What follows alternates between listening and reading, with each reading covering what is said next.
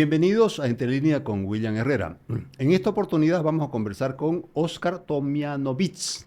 Óscar Tomjanovich, perdón si lo pronuncio mal el apellido, es autor de un libro que se llama Ensayos sobre la crisis democrática. También es politólogo y además está estudiando economía. Es un valor joven, ya es un profesional y tiene una media carrera más ya vencida, lo cual no es muy común en nuestro medio. De modo que por eso queremos conversar con él y vamos a hablar un poquito para revisar cómo está nuestra democracia, la democracia boliviana y en una segunda parte vamos a saltar aquí al lado, ha habido un fenómeno político como es el caso Milei y también de eso vamos a intentar examinar un poquito.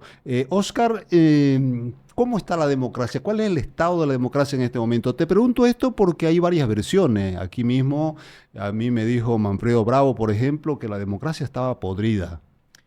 ¿Cuál Eh, es tu versión? bueno, primero que nada, muchísimas gracias por la invitación y por el espacio. Un gusto estar acá.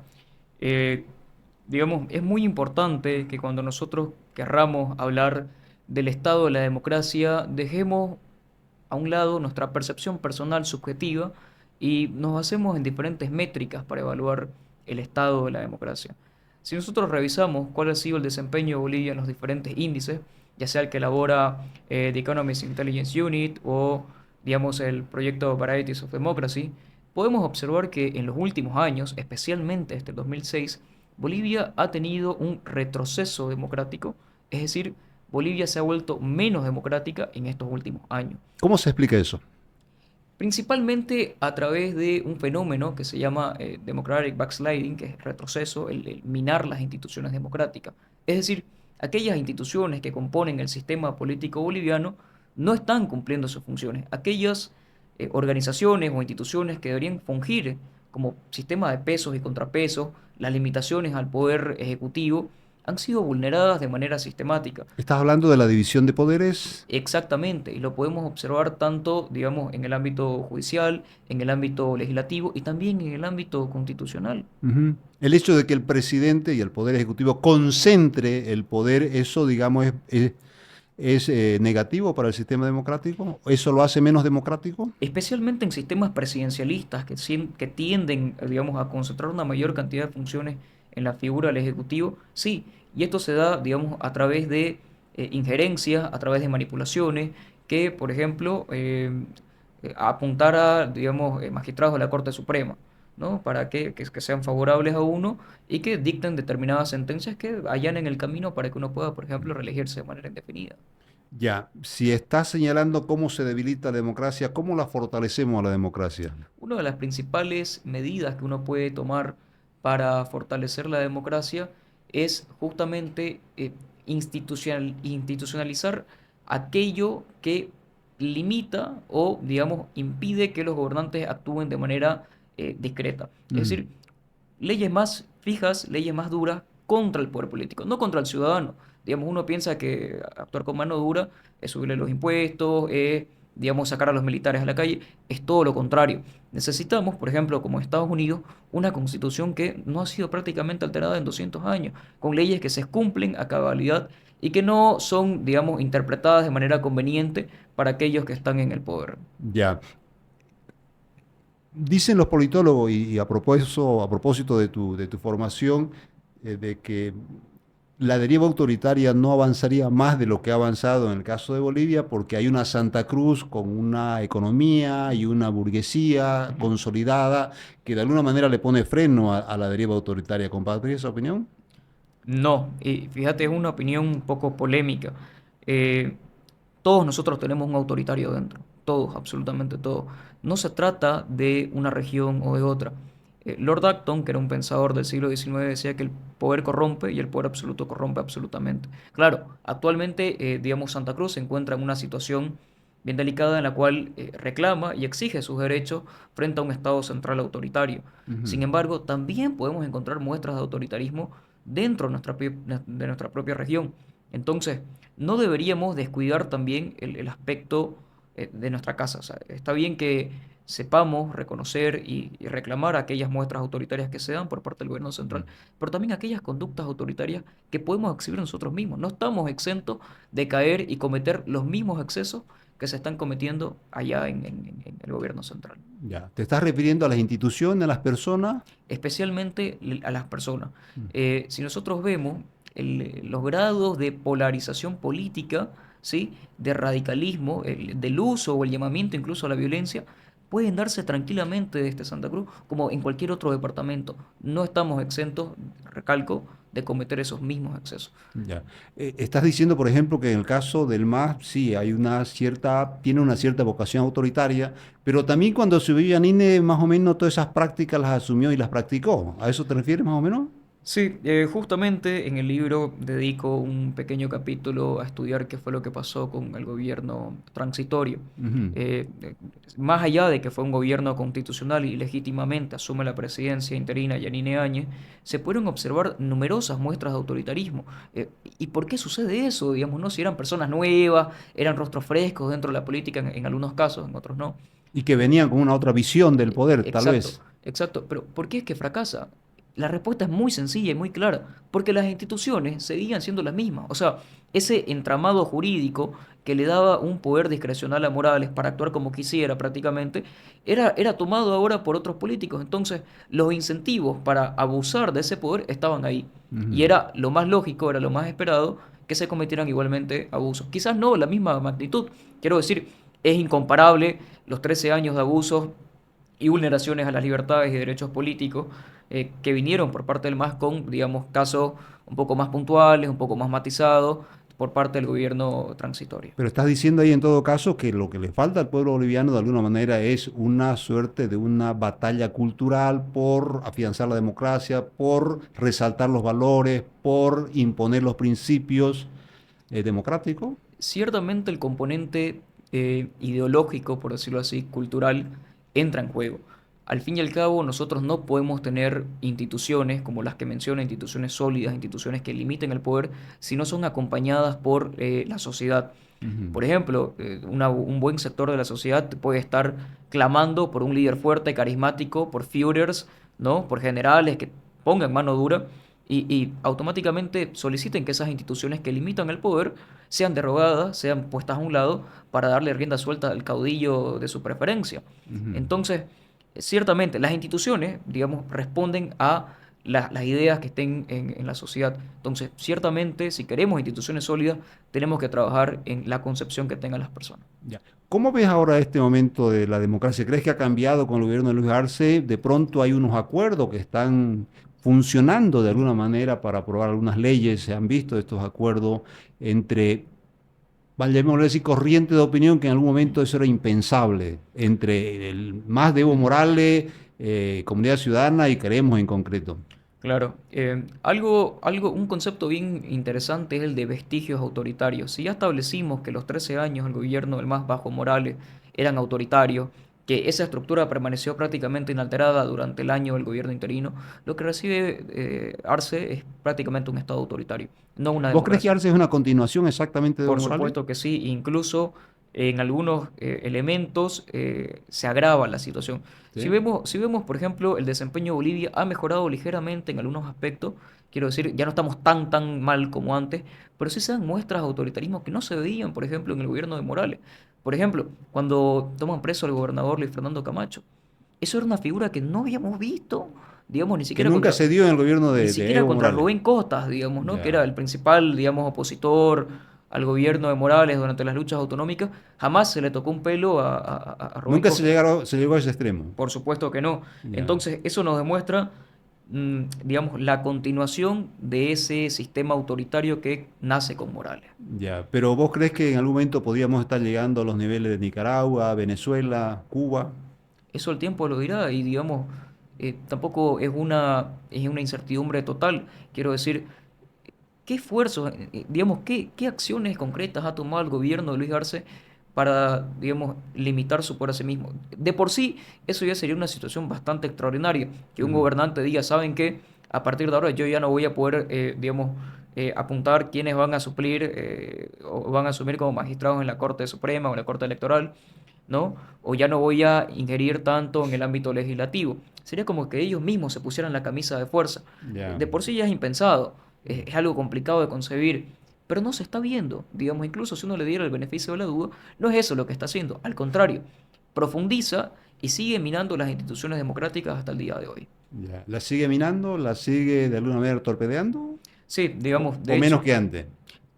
ya no tanto como antes, quiero decir, continuamos con un cierto declive en términos democráticos, pero ya no es tan profundo como antes. Quiero decir, Bolivia sigue siendo considerada como digamos, como un autoritarismo competitivo, sigue siendo considerada como un régimen que no respeta las libertades políticas y los derechos civiles, Ujú. pero, digamos, quizás ya no tanto como antes. Muy aparte, digo, de esos casos puntuales, como el que mencionaba, el caso del gobernador Luis Fernando Camacho. Ya. Ok. Eh, a propósito de estos acuerdos que están habiendo y que no dejan de ser sorpresivos, ¿cómo visualizan los próximos 2 años que le quedan a Luis Arce? Ojo, Bastante. ojo que no tiene una brigada parlamentaria propia, no tiene partido propio, de pronto, digamos, tiene una oposición que no la tenía antes, tiene una situación económica complicadísima, una situación política también complicadísima. Sí, digamos, el panorama no es nada alentador para Arce, en la medida de, como mencionabas, no tiene un partido propio. Queda todavía la expectativa de si va a lograr reconciliarse con esa ala radical del MAS, ¿no? Para ir, digamos, a lo mejor a una candidatura compartida, lo dudo mucho. Creo que va a terminar pasando una excepción dentro del movimiento al socialismo. Eh, entonces, sí, evidentemente se vienen tiempos difíciles para el MAS y especialmente para Arce. Sin embargo, creo que él va a continuar manteniendo ese pragmatismo que lo ha caracterizado en sus últimos meses de gestión y va a moverse con cautela, digamos, ver cuál va a ser el movimiento que realice Morales para en consecuencia actuar y determinar qué es lo que va a hacer. Por lo visto, el único opositor real en este momento es Evo Morales. Paradójicamente sí, ¿no? Es como que si se diera una eventual segunda vuelta, todo parece indicar que sería el más contra el más. El más contra el más. Ok, vamos a Argentina. ¿Qué te parece el fenómeno Milei? Me parece un fenómeno que debe ser tomado con pinzas. ¿En qué sentido? En los últimos meses, digamos, a partir de las elecciones de las PASO, Ujú. que fueron hace unos meses, Que son las primarias para nosotros, sí, ¿verdad? son las elecciones primarias, ha habido una tendencia a querer buscar un Milei boliviano, por ejemplo. ¿No? O dicen, digamos, en Paraguay, ¿quién va a ser el Milei paraguayo? O en Chile, ¿quién va a ser el Milei? Y me parece que eso parte de un error, porque no se quiere ver todo el trabajo que ha habido en los últimos 100 años. Y digo 100, 150 años, porque muchas veces el analista es cortoplacista, quiere explicar lo que pasó hoy en términos del ayer, y eso no está bien. Por ejemplo, en 1853 se promulga una constitución en Argentina con principios profundamente liberales, promulgada por Juan Bautista Alberdi. Ujú. Digamos, en Que lo la... reivindica ahora Milei. Exacto, uno de los abanderados de Javier Milei es Juan Bautista Alberdi, ¿no? Digamos, en los años 20, hasta principios de los 30, Argentina tuvo una serie de gobernantes profundamente liberales, no tanto como, digamos, no como los que tuvimos nosotros, que supuesto gobierno liberal, que habría que matizarlo un poco. Por ejemplo, Roca, el presidente Roca, que tiene en los años 20 Argentina, igual profundamente liberal, tiene una tradición compuesta en los últimos 30, 40 años por Alberto Venegas Lynch, tenemos por Nicolás Kachanowski, por Giacomini, y uno puede seguir nombrando una serie de intelectuales argentinos que han trabajado en los medios, que han trabajado, digamos, en la televisión, en la radio, publicando libros, artículos, haciendo difusión de estas ideas liberales, de Ujú. modo que han permeado ampliamente en la sociedad argentina, especialmente en los jóvenes.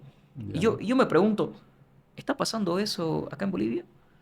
Digamos, tenemos personajes liberales ilustres. Uno puede pensar, por ejemplo, en Enrique Fernández, Ujú. ¿no? Que es quizás uno de los liberales más importantes de toda Bolivia, pero ¿tienen el espacio mediático que les correspondería como un Milei?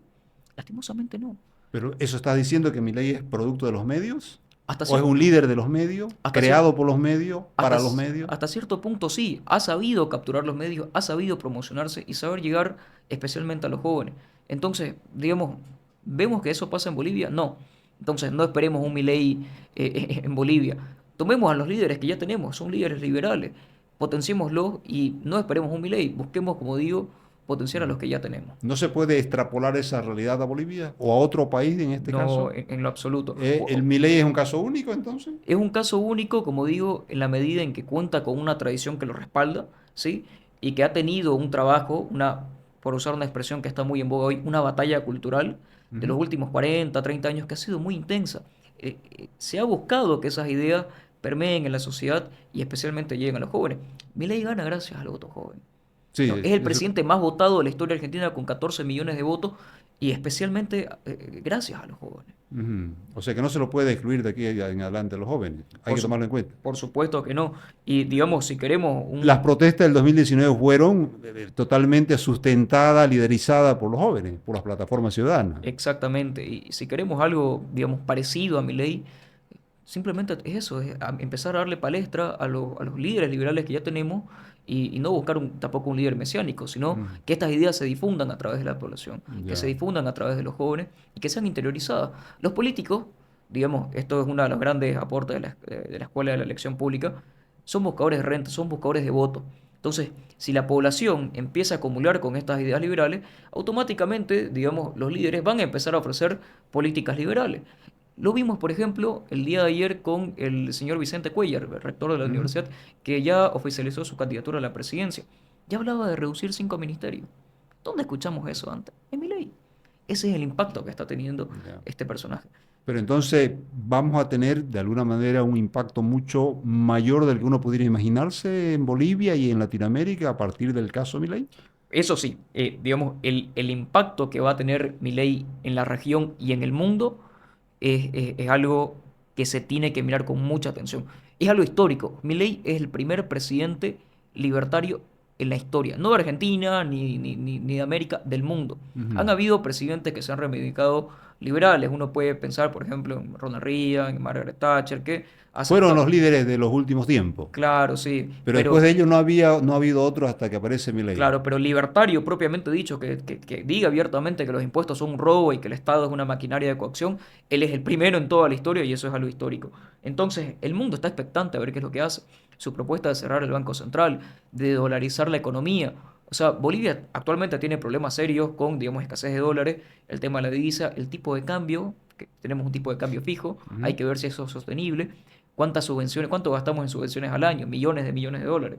Entonces, especialmente Bolivia, yo creo que va a estar con un ojo, o sea, mirando por sobre el hombro a ver qué es lo que pasa en Argentina, y los políticos deberían estar muy atentos porque esas recetas, esas políticas que implementa Milei ya han demostrado ser exitosas en Ecuador, en Panamá, conteniendo la inflación, Ujú. digamos. Entonces, los políticos tienen que estar atentos a qué es lo que pasa en Argentina para ver si terminan asimilando esas ideas o continúan cometiendo los errores del pasado. ¿Crees que lo van a dejar gobernar a Milei? Porque también tiene un problema muy serio Milei. No tiene una bancada parlamentaria o son muy minoritarios. Obviamente tiene una alianza con el PRO, con Burris y con el presidente Macri. Pero de momento está solo, quiero decir, solo y gobernar solo para propuestas tan agresivas, tan Ujú, revolucionarias de alguna manera. ujú. La pregunta es, ¿irá a poder gobernar? Fíjese ¿Lo usted, dejarán gobernar? digamos, lo fácil, que de fácil no tiene nada, lo fácil era llegar a ser presidente. Lo verdaderamente difícil es gobernar. Otra cosa es con guitarra. ¿Perdón? Otra cosa es con guitarra. Otra cosa es con guitarra, digamos, y especialmente en un país como Argentina. Quiero decir, Bolivia tiene una, digamos, ya una tradición con el tema de las prestaciones sociales, con el tema de los bonos. Ujú. Pero digamos, nosotros no tenemos tantos bonos. Bueno, Juancito Pinto, Juana Sotoy, etcétera. En Argentina el 51%, más del 51% de los argentinos recibe algún tipo de ayuda social. El tema de los piqueteros, Ujú. digamos, de los planeros, que ya Viven del incluso Estado y no trabajan. Y en eso es el, insostenible en el tiempo. claro, pero digamos, más allá de eso, ya habían manifestado estos sectores de que en caso de que ganara Milei entrarían a convulsionar el país, a tomar las calles. Entonces, ese tipo de manifestaciones, ese tipo de convulsiones hacen que sea difícil gobernar, sin mencionar, digamos, el ámbito legislativo, que es donde se aprueban las leyes, donde Claro. Milei ciertamente no tiene una mayoría y eh, lastimosamente así es la democracia, digamos, el movimiento del socialismo ha defenestado tanto el tema de la democracia pactada, Ujú. ¿no? Ese periodo que tuvimos en 1985 hasta el 2006, donde los partidos realizaban alianzas, esa es la naturaleza de la democracia, el pactar, realizar acuerdos. Uno podrá estar de acuerdo o no con eso, le podrá gustar más o menos, pero esa es la esencia de la democracia, es lo que es. Entonces, en la medida en que Milei ahora es parte del Estado, ahora es presidente y tiene que intervenir en el legislativo, va a tener que necesariamente negociar y pactar. Ya ha mencionado que, digamos, en caso de no lograr apoyo suficiente para impulsar estas reformas estructurales del Estado, la reducción del gasto público, el tema del Banco Ministerio. Central, va a intentar hacerlo por decreto. Pero, digamos, eso mermaría hasta cierto punto la legitimidad de su gobierno. Sí, hay que ser realista. No es lo mismo una ley aprobada por todos los parlamentarios que han sido electos por el voto popular que una ley que se aprueba mediante un decreto. No es percibida de la misma manera. Ya. ¿Es posible eliminar el Banco Central? Hay un análisis técnico, quiero decir, tampoco voy a meterme al barro porque el tema de la economía monetaria, y hay que ser Ujú. bastante humilde, es quizás O el sea, área. en todas partes del mundo hay Banco Central de Bolivia. Banco Central Claro, como el ente mm. encargado de controlar la actividad monetaria propiamente. Milei resalta dos casos, el de Panamá, digamos, y el de Ecuador, que han, digamos, eliminado sus bancos centrales de manera exitosa, han contenido sus tasas de inflación, actualmente son relativamente bajas, digamos, y como mencionaba, hay un tema técnico, ¿no? Quizás la economía monetaria sea una de las áreas más complicadas de toda la economía, pero hay un análisis técnico por detrás. Emilio Mm. Campos y Nicolás Kachanovsky han publicado un libro que es justamente el que reivindica a Javier Milei. Ocampos va a ser posesionado como presidente del Banco Central, quizás sea el último, ¿no? Ya. Pero ellos tienen la propuesta de cómo es que, digamos, se puede llegar a dolarizar, que es básicamente tomar la masa monetaria, la cantidad de billetes y deuda que se tiene en pesos y tratar de comprarla, digamos, intercambiarla por dólares. Como digo, es un tema bastante técnico, bastante complicado Mm. y que difícilmente se puede explicar en pocos minutos. Pero si nos vamos, digamos, a si es viable o no, sí. Es ¿Es complicado. viable? Sí, es viable. Es complicado, por supuesto que sí. Como toda medida de transformación estructural en Ya. política, Mm. sí. Pensemos, por ejemplo, que es comparable en magnitud con llevar a cabo un 21060, que era una reforma estructural de la economía, Ujú. sí. Fue complicado, sí. Durísima, pero Durísima, salvó el momento. pero fue viable, ¿no? Terminó Ya. siendo viable, se pudo concretar. Lo mismo pasa con la dolarización en Argentina.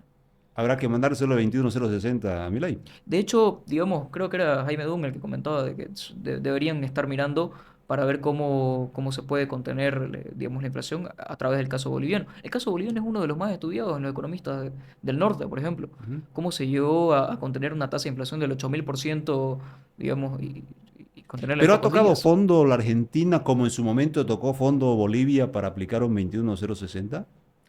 Te lanzo algunos datos. A ver. Para, digamos, poner en perspectiva qué tan mal está la Argentina.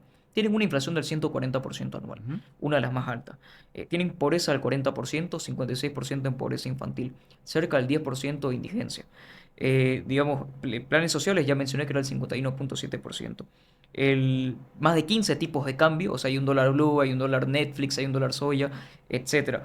Digamos, en el año 1896, Argentina estaba en el quinto lugar en términos de PIB, de PIB per cápita. O sea, era en el quinto país con el PIB per Era una cápita potencia. más grande del mundo. Actualmente son el puesto 64. ¿Sí? O sea, se han desplomado por completo. El tema de los precios. Recientemente sacó un estudio Fox Market, que es una consultora económica, para demostrar qué tan distorsionados están los precios en Argentina. Fíjate, una pizza vale lo mismo que 200 boletos de tren. Un kilogramo de hierba, un kilo de Ujú. hierba mate, Llegó. vale lo mismo que una boleta, una factura de luz. Un kilogramo de helado vale 115 boletos de colectivo. O sea, uno no tiene que ser economista para darse cuenta que si un kilogramo de mate vale lo mismo que tu factura de luz, es que los precios están mal, están distorsionados, que son las señales de información que utilizan los empresarios y Ujú. los consumidores para tomar decisiones económicas. Y si están tan distorsionados los precios, es normal que se tomen malas decisiones. Entonces, la causa de esto, evidentemente, es la intervención estatal. Ya. Pero creo que vienen más allá del análisis que se puede hacer, eh, demuestran lo mal, lo profundamente corrupta que está la economía argentina a día de hoy. Ya. Devastada realmente.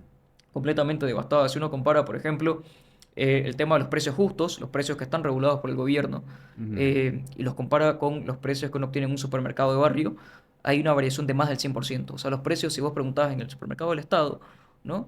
Tiene un precio de 10 y si vas al supermercado de tu barrio está a 20. Es más del 100%, se duplican los precios. Dos preguntas porque se nos va el tiempo, Oscar. ¿Crees que esto, digamos, es una suerte de puñalada al socialismo del siglo XXI, la aparición de Miguel? De Miguel, perdón, de Milei. Es una puñalada dura, es un golpe duro, ciertamente, es un golpe duro, pero en lo absoluto supone su derrota. Quiero decir, en 1989, cuando se cae el muro de Berlín, todo el mundo creía que era el fin de la historia, como diría Fukuyama. en lo absoluto. Pudimos ver el renacer de la izquierda a partir de los 90 con el Foro de Sao Paulo y volvieron más fuertes que nunca. Entonces, pensar que después de un Bolsonaro, después de un Trump, que son líderes de derecha, no son liberales, eso es muy importante. Decir que Ujú. Javier Milei es de extrema derecha es faltarle el respeto a la gente, no es correcto decir eso. Pero, digamos, líderes que no sean de izquierda, sino ya de derecha, populista, eh, no supone que al año siguiente pueda volver a ganar un Joe Biden, un demócrata, Ujú. o un Lula da Silva que retorna al poder, como en el caso de Brasil. Ya. Entonces, tranquilamente, digamos, si no se logra trabajar lo suficiente en las ideas, convencer al electorado, ¿qué nos impediría, qué impediría que después del primer gobierno de Milei vuelva un kirchnerista? Entonces, ¿es un golpe duro? Sí, pero en forma alguna es el fin del socialismo. Ya. La última, ¿cuánto impacta esto en la economía y la política boliviana, Milei? Es bien interesante porque, digamos, Argentina es uno de los principales socios Claro. comerciales de Bolivia. Tenemos relaciones, por ejemplo, con el tema del gas, de negocios muy importantes. Afecta, digamos, de manera, creo que es muy prematuro todavía decir si van a ser positivos o negativos, pero va a impactar de manera sustancial.